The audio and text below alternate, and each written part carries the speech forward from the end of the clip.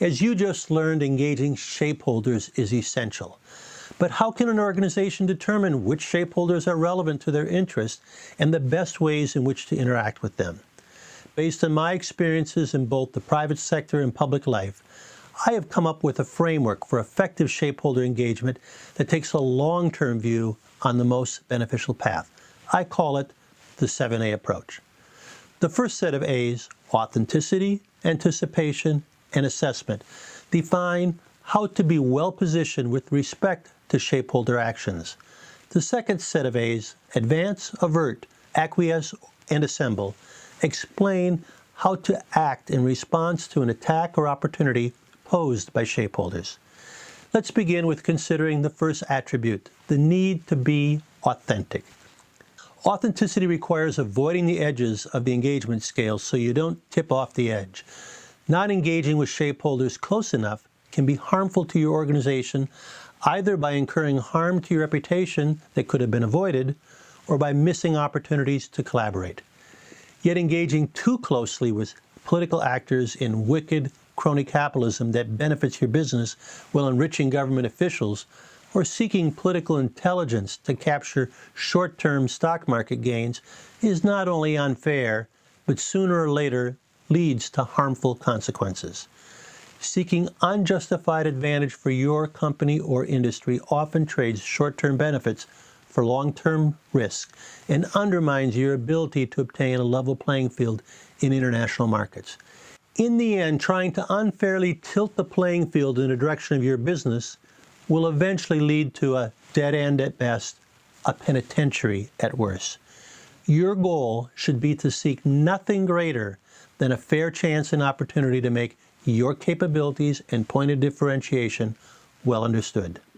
Irish playwright Oscar Wilde sarcastically reflected what he saw in too many people when he remarked, "Looking good and dressing well is a necessity. Having a purpose in life is not."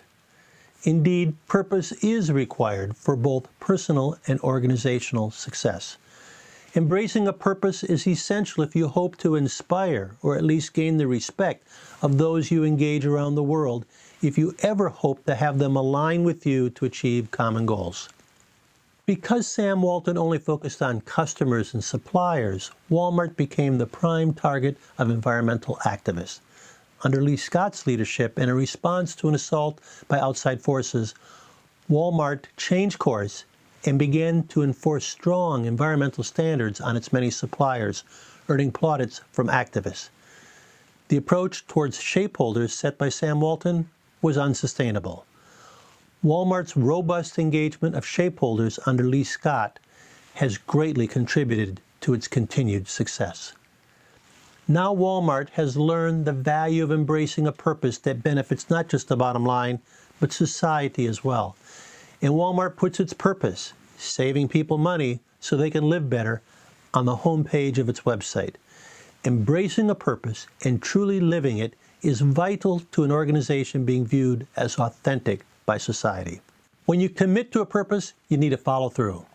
Shapeholders are jaded by businesses that greenwash, claiming to be green without the capacity necessary to fulfill that promise. To minimize the likelihood of being a target of shapeholders and maximize opportunities to collaborate, it is essential that you only make external commitments that you can keep. The value of authenticity was made clear to me in my political career. In my first congressional re-election campaign, my challenger ran a slew of unfair attack TV advertisements against me. They hurt for a while, but once I had raised enough money to run my own TV advertisements, I was able to use actual footage from ABC, CBS, and NBC, whose truth test coverage called her attacks unfair, misleading, and false. I ended up winning re-election by 22 percentage points, despite being outspent 2-1 on TV. Inauthentic behavior can truly put you 2 steps behind, not a step ahead. Taco Bell perhaps will similarly benefit from false attacks on its own authenticity. All right, I know what you're thinking. No Mexican would call their tacos authentic. But Taco Bell does make an authentic American adaptation of a Mexican taco. Recently, a law firm filed a class action lawsuit to compel Taco Bell to stop claiming that its products contained real beef. Taco Bell was prepared and authentic.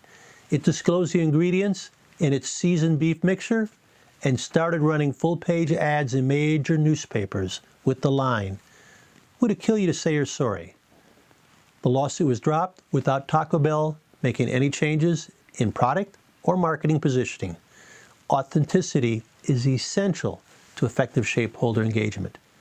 Conversely, BP found that it perhaps went a bridge too far by proclaiming that it had gone beyond petroleum, particularly after the Deepwater Horizon oil spill in 2010. When you make commitments to the public you cannot meet, you will pay a price, not reap a benefit. As the BP example illustrates, it is best if your purpose benefits the bottom line and society aligns and believes in your ability to advance your goal. That way, you are more likely to follow through. Nike committed to a purpose of promoting physical activity to address obesity. It makes perfect sense, since more physical activity means Nike sells more shoes and apparel. Anheuser-Busch aligned to the purpose of clean water around the world, which makes perfect sense, since you need water to make beer. If Nike and Anheuser-Busch swapped purposes, it would not make as much sense. Authenticity is an important first step in shapeholder engagement, but it takes more than a mission to make an impact, as we will learn in our next session.